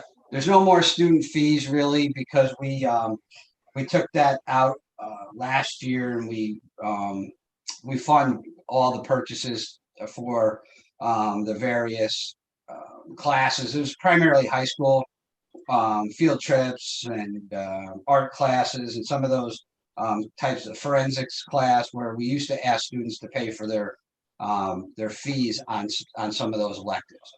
So that's out. Admissions. I'm not confident we're going to ever have, we'll have admissions next year to our sporting events. Facilities access, we said we're going to suspend those fees through 21-22. And I don't know how much our outside group's going to be using our facilities at this point anyways, but hopefully they can. an adjustment to our tuitions. We seem to be holding pretty steady with our tuitions from Wine-and-Skill and North Greenbush. We do provide some special ed services for those students in which are billable above the basic fees. So I'm adjusting for what we know the current years and what the projected student enrollments will be for next year. So that's these two increases here, right here and here for Wine-and-Skill and North Greenbush. We've done away with the preschool evaluation program altogether at this point. We aren't billing any other districts, and we aren't really receiving any revenue from the county. Interest. Well, you probably all know, you know it from your own situations. When we talked about borrowing rates being really low, well, interest earnings rates are incredibly low right now as well. I mean, we're 0.5% on our idle funds, so we have to reduce that interest income line to reflect that. Some of these others, we are comfortable with where they are. And if you have a question about what these are, I mean, we've gone over these in the past, but I'd be happy to answer whatever you want to know. Like, what does that revenue line item really mean? What's the source of that? And then there's all our state aid. So when I was talking to you about the revenue budget being about $60 or $56,000 off of the expenditure budget, we are doing that with a projection of no change in the foundation aid. We have adjusted our special ed aid based on what we know our placement situation is in the current year, because that's a lagging aid. The current year placements generate the aid for next year. So it's expenditure based, and it's always a year lag on that. Building aid, that actually will be the number, modified slightly. Transportation aid, BOCES aid, we're not sure exactly what those are going to be next year at this point. And some of these other smaller aids, they're really not that impactful on the budget anyways.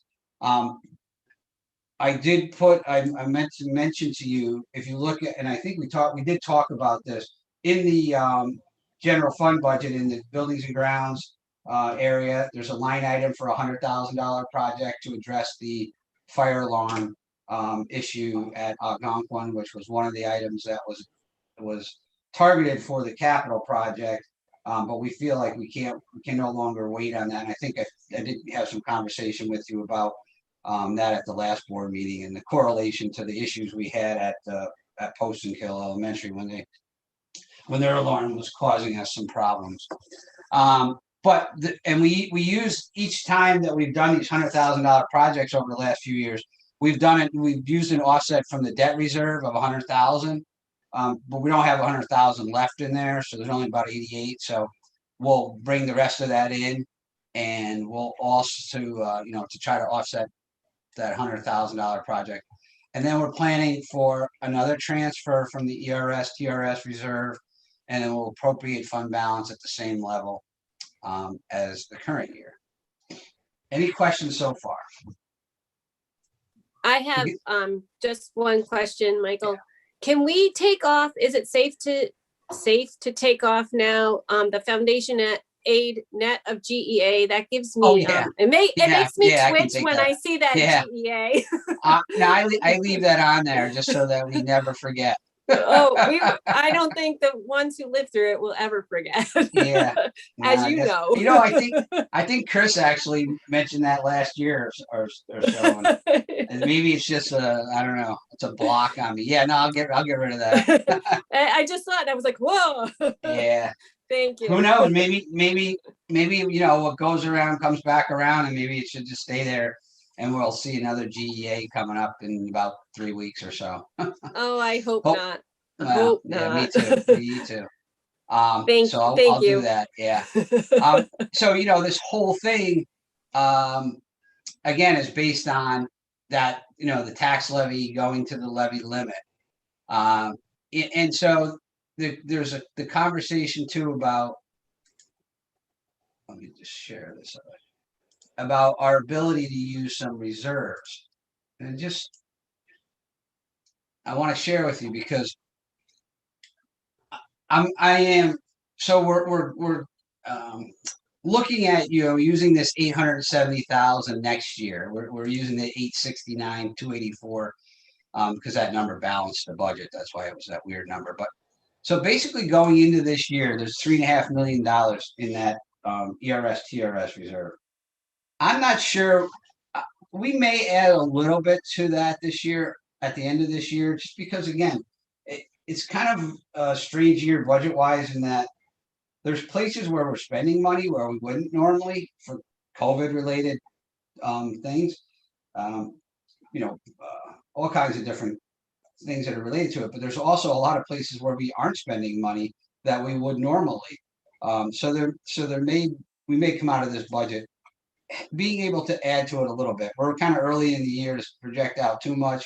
But I'm doubtful in 21, 22 that we'll be adding anything to it. So let's just assume in this conversation that we don't add anything to this reserve over the next couple years. So sort of like we're not replenishing it, and it's not a never-ending source of revenue. So in the current year, we're going to use 869. Now we'll be left with about 2.7 million. If we plan for 870 again the next year, in next year, 21, 22, now we're down to about 1.8. I'm concerned more. I think we'll see what happens. Hopefully, the federal money, the CARES 3 money, will help sustain us through this year. But I'm really concerned about a federal funding cliff and the pop that I think is going to happen in the health insurance costs. Hopefully, the market continues well. That will help us with, not having any significant jumps in ERS or TRS costs. So that's an important factor there. One of the other things that can happen though with TRS and ERS is if there's a surge of retirements, that puts pressure on the employer contribution rate too. So we'll see. I mean, you think that it's likely that there will be some kind of pressure from that angle on the retirement systems, certainly. So if you get down to 1.8 and you keep using 870,000 every year, and you're not replenishing it all, you're going to get to a cliff in this too, where this is gone. And then how do you fill that gap in?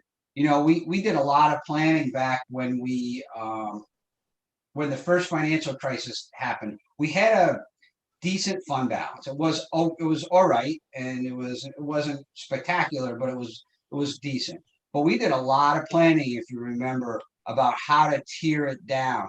It was hard to stay with that plan because year to year we just wanted to fill in the deficit and it was sort of that thinking, and I said it the last time, and I was talking with Jim about it, where you just want to get the next year in without doing too much harm and too much damage. So you want to do your best, and then you're hoping the year after is when the recovery happens and you start to be able to restore. And it was really difficult, which it pushes the pain out further. When that happens, you're continuously cutting instead of sort of all in one fell swoop.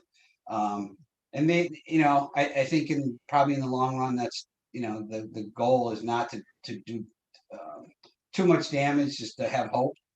But you just need to know that this is what exists. I want you to just have knowledge of, there's the potential for funding cliffs, not just from the external revenue sources, but from internal revenue sources. And I said in the revenue budget, we have $780,000 of fund balance that we're going to roll year to year. And the tighter you make the budget, the less contingency that's in the budget, the less likely you are to be able to generate, an unexpended budget amount of that $780,000. I don't want to ever get back to the point where we had like less than 0.5% of just the undesignated unassigned fund balance. That was a little scary. So I want you to be aware. And this other side is what I was talking about about the debt service. We had an amount in there. We're gonna add to it a little bit this year from unspent borrowings. And then we'll have the 88,000 to apply to next year. So there's a plan here. And so I just want you to know that it will require us, if you said, well, look, Mike, we don't want to raise the tax levy this year. We'll take it from fund balance. We'll take it from the reserves. Let me say the reserves. That only accelerates this cliff, where you get to 24, 25, and you don't have $870,000 to apply, and then that means bigger cuts. So you understand. It also will set your base for your next year's calculation at a lower amount. So you're not only are you foregoing a year of the increase or a portion thereof, whatever you decide, you're also shrinking your base of future increases. So that's the story on revenues. I just wanted to have kind of a full picture, but we need to know what your feeling is on this and what you want to support or what you want to do as a board. Because if you say, yes, let's go to the levy limit like we always have, that's one conversation when we're starting, when we are with our administrative group on how to plan for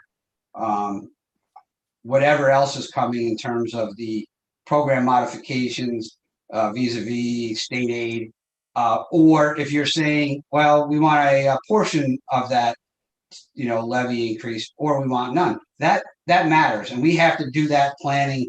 We can't do that planning later. We have to start doing that planning this Wednesday. By the way, right? I mean, that's really, and we have been, but we really need to know, because we need to be able to where are we targeting? What are we going to? So any questions on all of that info? I have a quick question. Could you speak to the correlation between our reserves and fund balance and how it correlates to our ability to borrow and our ranking as we get, Yeah. I'm not sure who does that, but I know that it has an impact on our ability to borrow and the rates that we get. Could you speak to that a little bit? I can. We use Moody's to rate us. We've used Standard & Poor's and Moody's. And what there's actually they'll review our financial statements, look at our financial position with respect to that. And it's actually, they want these kinds, they ask for this information like this. What is your plan for your reserves? We actually have a meeting with them. Our bond counsel, it's a phone conversation, but it's a special meeting. It's a ratings meeting where we talk about our financial position, our plan, what we're going to do in terms of the future projects. They look at the economics of the district itself. So there's all these economic factors that go into the bond rating. And bond rating, the stronger your bond rating, the lower the interest rate you'll pay when you go to the marketplace to borrow for the capital projects. It has limited impact on short-term borrowings like the bus bonds and stuff like that. But the long-term capital bonds, it has significant impact on. And when we were in a position at one point, I did share with the board, we had an A rating, but it had a negative outlook. Right before we were going to, like the year before, we were going to go to the marketplace, and it might have been 2 years before, and we worked hard to get our finances in order, in a better fund balance, a better solid fund balance position, and some reserves, because then they removed the negative rating right before we were going to go to the marketplace to borrow. So that was an important factor. So yeah, they look at your overall financial stability. They actually look at that comptrollers fiscal stability rating. So there's a whole bunch of factors that go into the rating, the bond rating that is provided by the rating house.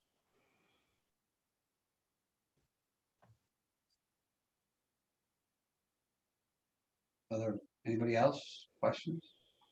So you talked a lot about the impact of using it down Yeah. and the, the possible cliff.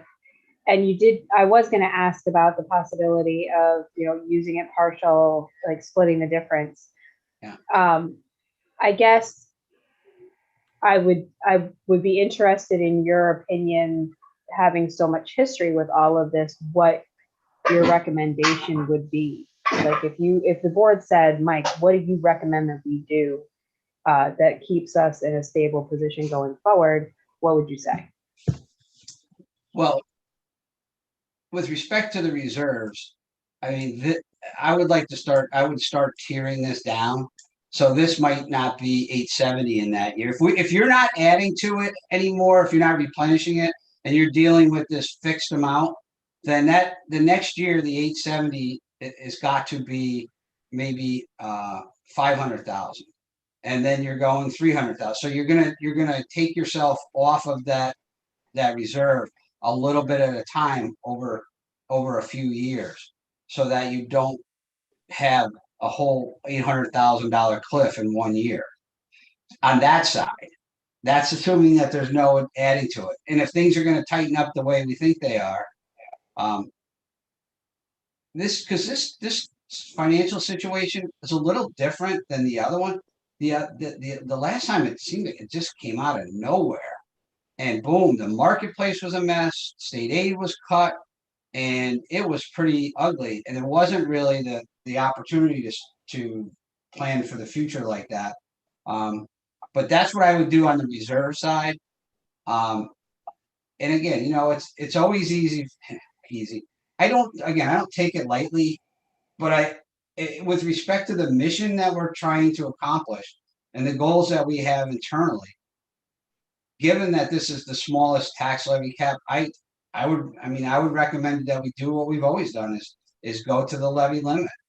But that's why, we're asking you folks, because you're the eyes and ears of the community more than I am.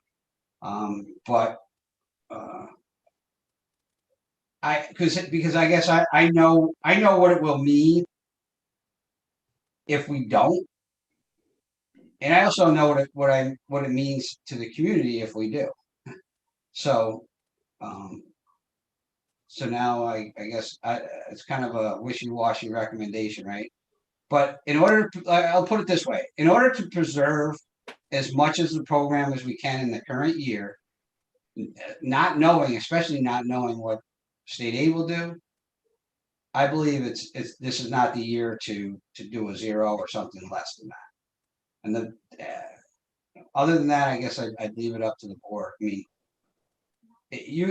what I wanted to do is give you all the information so that you can make, you can feel comfortable with whatever your call is on this, on the tax levy. Michael, I was wondering if you could possibly present us with 3 different scenarios, like a 0, a 1%, and then the 1.9, which we see here, just so we have something to compare, and also the public has something to see as to the consequences of the 3 different levels, just for transparency. Are you talking about just dollars, Peter, or are you talking about what would be at stake?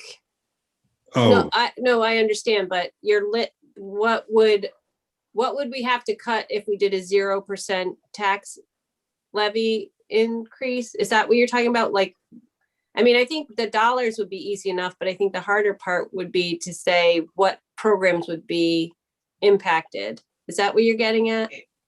yeah, sort of. And also I'm thinking of what we're looking at right now, the impact on the reserves. It can be done, but I don't think it doesn't have relevance when we still don't know the state aid part. Why we were asking, I believe, is because we want to know foundationally, is that a component of this budget?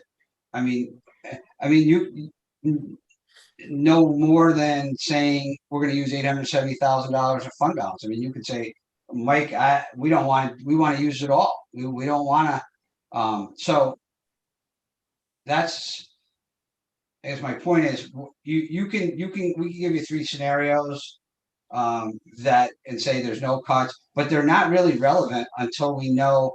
Because if they come in and say you're going to lose $500,000 of state aid, well, that's another. And in that scenario, Peter, you might say, well, I'm not willing to give up what it's going to cost me on the tax levy and what it's going to cost me on $500,000 of state aid cuts. If you're following my logic. Yeah, and I think we're in a position right now to say that's specifically what would be cut if we don't raise the tax levy, because it could be the same scenario. We could be looking at those same items or more if the tax levy or if the state aid is cut. I don't know. Jim, I don't know if that's Yeah, I think it's exactly, there's pros and cons to all of this in terms of how we develop it and the timing of it and presenting it and the transparency portion of it. But I do think we got to think, as you're talking through it, the short term and the long term pieces of this. That's all. Well, along the lines of Peter's question, I guess, from the average community member's perspective, you don't really know what $870,000 is. Like, what is $870,000 pay for? Does that cover, all of one particular program? It's like, calculating equivalents so that people can draw real life reflections on, okay, well, the music program costs this much. And, so that the average person looking at, because most people are going to look at these line by line items and not have any idea, what these things legitimately cost or what they go for. So I'm interpreting Peter's question to, how do we help the community members understand what those dollars equal in programs? Yeah, and I'm thinking also maybe my question is a little premature until we do have more information and need to go out for more public education. Let me put it that way. And I understand the position that we're in too, that we don't really know what the state support is going to be. And maybe we have to prepare for the worst case scenario. Has the monarchy given us any idea of when we might know what our situation's going to be? They're waiting on the federal monies, aren't they? That was my next question.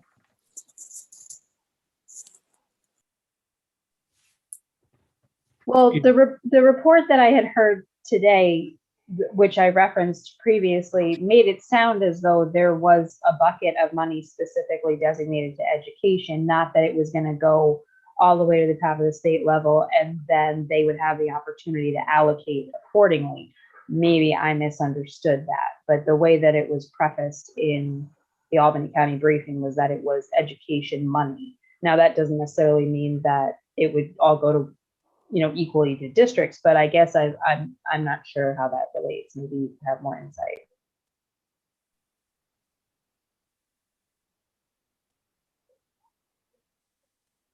Regarding the whole federal aid and so forth, isn't this the same position we're usually in this time of year? We don't know where the state's going to fall.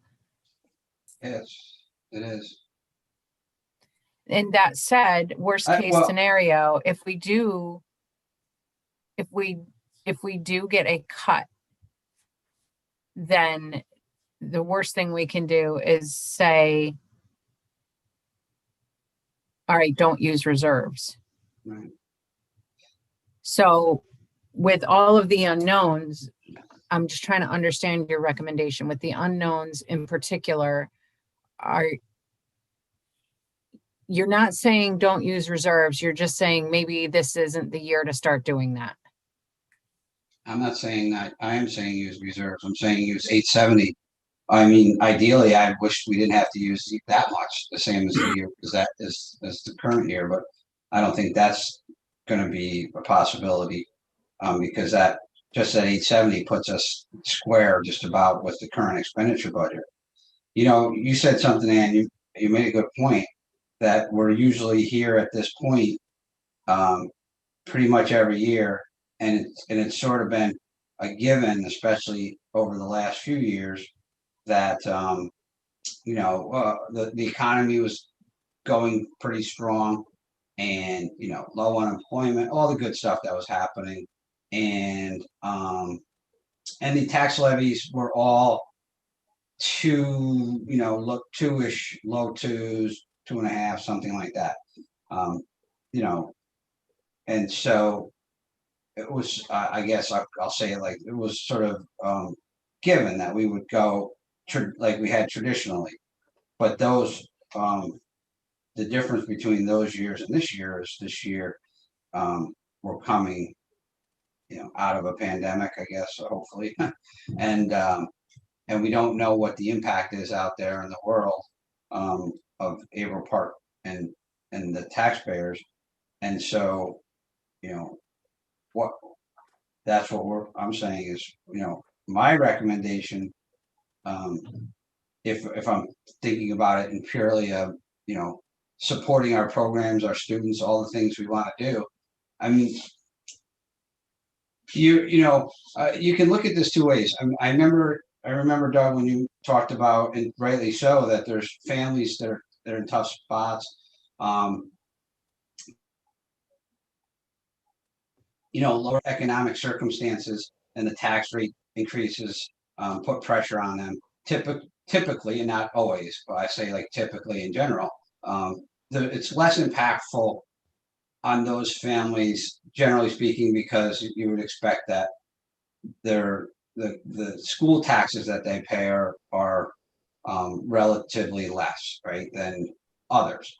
That not always, but if you look at the other side of it, the important role we play in providing supports for economically disadvantaged students will or could be significantly impacted if we have to, if we don't raise the tax levy as we have been. And this goes back to what, and Jim's had this beaten into him. I don't know, it's not a fair thing, but said to him over and over again about what Sharon said we did wrong in the last time, is we took away all those supports, and we don't want to have to do that again. All the supports that those students are that are there to help, in particular, students of economically disadvantaged students. So we don't want to also take apart internally the programs that do the good work for them.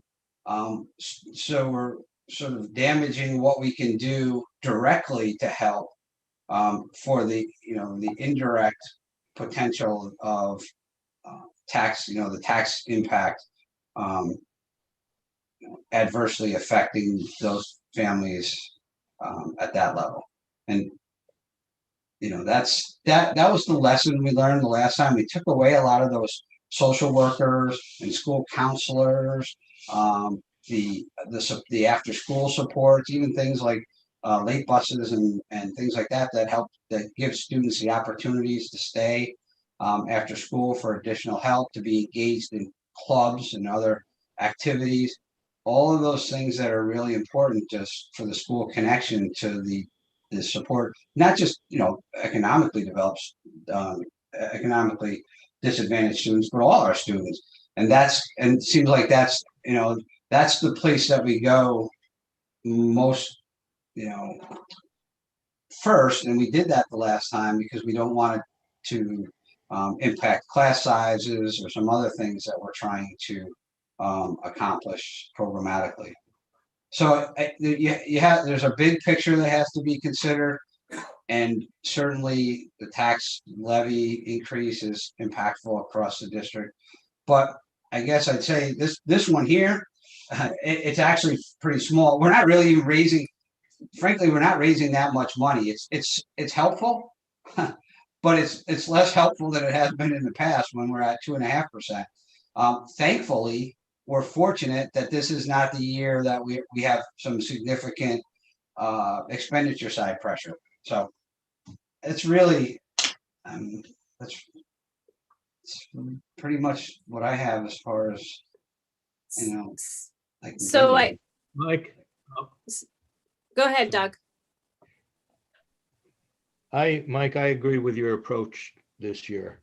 I think I'm glad you're using some of the reserves. I'm also very happy to hear that the students, all the students, whether economically disadvantaged or not, will receive those student supports that are so important now. Looking at it from a mental health point of view, that's becoming, if you talk to any professional, mental health professional, including doctors in the area, you'll recognize that mental health issues are right at the top of the list for families right now. And for us to remove any of those supports, I agree with you 100% that they should remain, and we should make sure that our students get that sort of help next year. So I agree with your approach. I also agree that Peter's scenario of letting it, writing down some of what might happen if is going to have to happen. I don't know when, whether it be within 2 weeks, a month, or whenever, but we'll have to think about that in the near future. That's all I had to say. I agree with your approach. Thanks. Yeah. I was I think joking. you're right, Doug, especially coming out of these circumstances, the mental health. There's going to be, we may be talking about needing more services. Yes. How do we redirect the resources we have available to additional services in that area? Agreed.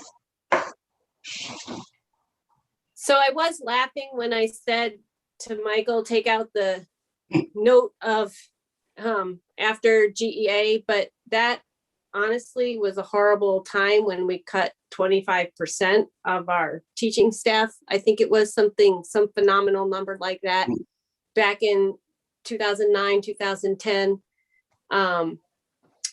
And I don't ever want to get back there. The gap elimination adjustment that year was like maybe just less than $2.5 million. And the cuts we had to make were significant and felt awful. And that's an understatement. So I also support you using the reserves, stepping it down in the future if we don't add to it, stepping down the amount that we use in the future. And I also support going to the tax levy cap. Jesse, oh, sorry. Go ahead, Go ahead. Smith. Go. Okay, I'll be short because I just want to the dumbed down version of all the really important stuff you just said was for the dummies in the room, is basically the sort of the tax cap, that money, though it feels like you'd want to back off on that when you aggregate the benefits that you can put towards services of that. It's worth more what we can provide by by absorbing a little bit of that pain in terms of not backing off the tax cap, right? Oh, I think that's an absolutely perfect way to put it. Okay. And I take it one more step, is that we may feel that way administratively, internally as a district and the board. And then the community gets to decide that too, which kind of dovetails to what Peter says, and not in a threatening way or anything like that. I mean, in a really informative way. I think we have, and some people do maybe take it that way, but it is the reality is that you have to be able to say, look, this is what we really want to do for our school community. If we don't get this approved, we do have to we do have to do things. These are the things that will be done. And so I think I see it more of informational, but you're absolutely right. I couldn't put it any better. But then the community gets to decide, to value that balance. Thank you, Mike. Another really great explanation by Mike. So I think I agree with everything that everyone said. I think, it's judicious to continue to use down some of what we have there in terms of the reserves. I hope that we don't have to draw it down too far. And I think, like Peter was saying, just in general, I think the scenarios will be helpful once we have a little bit more information. I guess, Michael, have we heard, April 1st is supposed to be when that budget comes out. There's been a bit of churn going on in Albany. So has anyone heard at this point whether or not they're still, I know he's taken pride in the past of looking to get those budgets out on time. Any sense or any vibes that anyone's been getting in terms of whether that will still be the case? I'm not sure. It seems like there's quite a few distractions going on right now. Yeah. I hopefully it's unfortunate, but I hopefully like there's somebody still keeping an eye on the ball for us in the wings. Yeah. Because this is real important. I hope that we don't get lost in the shuffle of all the circumstances that are happening. I just feel like I'm afraid that is what's happening. Yeah, I got a bit of a hunch there as well. But I think, as it may be, if we don't have a clear sense by the time we meet next, then maybe we look to do some scenarios where we just kind of, do a couple scenarios, not for next meeting, but the one after that. And hopefully we'll have a better sense within the next 2 weeks. But, I think it is helpful because I think this is an exercise and we appreciate you sharing the information, kind of what your suggestions are. And we just need to be able to kind of work through this and get a better understanding. And then looking at those scenarios, those are the ones that's really, to me, when the rubber meets the road and we're able to kind of see, okay, well, what's the impact on the community versus what we're pulling, from reserves and such. And those couple of those help. Thanks.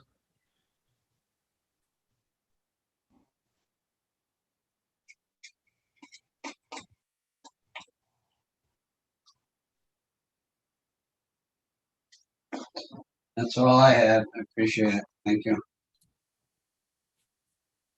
Thanks, Michael. Thank you. Thank Yes. Yes, Yes, thanks, Mike, for everything. Yeah. Thank you for sure. Okay. Does anybody have any other more thoughts or questions before we move on? Did you feel like you got enough direction? I do, yeah. Okay. I didn't want to leave it if you. No. Okay. Thank you. All right. Moving on to item number 14, board member reports. And I'm going to go as I see you guys on my screen. So Chris, you're up. Geez, she keeps having me on her screen. I'm never at the end anymore. Jeez. I'm looking forward to Jim's podcast. This sounds intriguing. It's a brave new world. So kudos, Jim, for jumping up on that. We do have a virtual choral festival coming up here for folks who are able to join. And then I noticed on the calendar that we have the Lote potluck that's to be done virtually. not exactly sure how that's going to work, but I will certainly dial in on Wednesday and see if I can get a few different items to surround myself with and sample in their honor. But Mr. Brown will truly be a magician if he's able to pull that one off. But I'm hoping it does happen. That's it. Otherwise, thank you. Great, thanks, Chris. Anne, you're next. Same note of the choral festival. Do you like that one? No. Okay. I just wanted to ask real quick about the link for Cabaret that was sent. I know that it was only good through the 3rd, and I watched part of it, but then I wanted to watch it with Frankie because she's in treble and she's really into singing and all that. And we went to watch it together and it says it's private. And is there any way for that to be public again, or is it just over for good? So that is something I was interested in finding out if anybody else wanted to see it as well. Also looking forward to the choral festival and the Lote potluck, whatever that looks like this year. Looking forward to actually getting back and trying all that great food. But that's all I had. Thank you. Thank you, Anne. Lauren, do you have anything tonight? No, I'm good. I enjoyed sitting and listening to everything though. Good, thank you. Doug, you're next. I'd like to give a shout out to those 5 students that Jim mentioned in his report earlier who are graduating or have graduated in January. I'd like to name them: Kellen Rokier, Ruby Slyer, Hannah Williams, Kyle Sherman, and Tristan Mason. And I'd like to see them prominently. I think they're on the website. I had to look for them on the website, but they should have a prominent position, and I'd like to congratulate them on behalf of the board for that accomplishment. Great job, kids. That's all. Okay, thank you, Doug. Megan? Thanks very much. I would love to send congratulations to OBP for Cabaret. I did watch it and I would gladly watch it again. So if we're going to be getting that link available again, yes, big vote for me. It was absolutely spectacular. They did a great job. I know a lot of time and effort went into putting that together. So fantastic job to them. And I know that there's a lot of things that students are doing that aren't, that sometimes don't always make the reports. So just a shout out to all the students who are, holding it down for their love or passion, whether it's music or sports or art or, politics or whatever it is that they're into, that they're rocking right now. Good for them. Shout out to the students that are, making the high honor roll, every single marking period, or even the kids that brought their grade up 10 points. Everybody's got to get that fulfillment. So good for everybody that is doing their very best right now. Thank you to Mike again for your budget information. It's a lot to think about, a lot to consider, and I hope that the community is watching this and getting all of that information is super important. So that's all I have tonight. Thanks. Thank you, Megan. Samantha?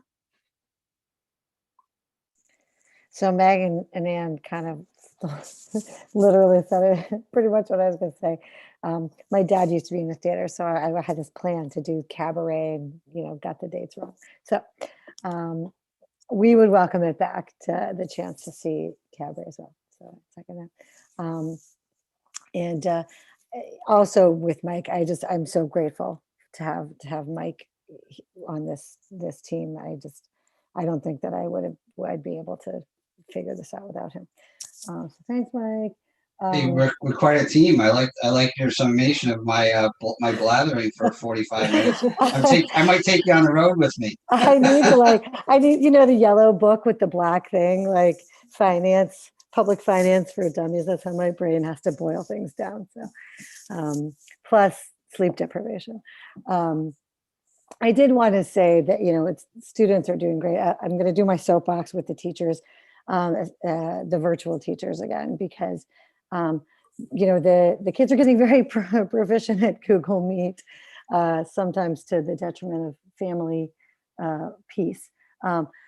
But they're going above and beyond. You know, they're able to do things virtually that the actual logistics of doing things in person might actually be more challenging.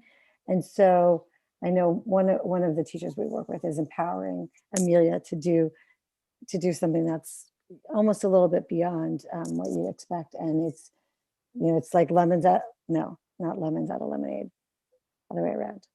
Lemonade out of lemons. Yeah. Anyway, and the support is so tangible. So it's just, I want to thank them. It's a very hard thing to be virtually schooling kids, but these teachers are just, that's it. There's no words. That's all. Lemonade. Thank you, Samantha. Peter? Hi. Yeah, once again, like to extend kudos to the district, administration, staff, students, faculty, for dealing with this constantly changing situation. Hopefully we're moving in the right direction. It seems that way. And it looks like we may be back to full speed in the fall. But from my point of view, it's a very challenging thing to stay on top of all the regulation changes, the budgetary issues. And I really appreciate all the effort that's being put into that, especially complying with regulations on the student level and faculty. That's it for me. Thank you. I will echo your words. I won't repeat them, but I'll just say I agree 100%. It's a lot to stay on top of, and you guys are doing a great job. So we appreciate that. And yes, thank you for sharing Cabaret. And I just want everyone to stay healthy. Okay. Does anybody have anything else? Motion to adjourn. Okay, Megan motions, Peter seconds. All those in favor? Aye. Aye. Aye. That passed unanimously.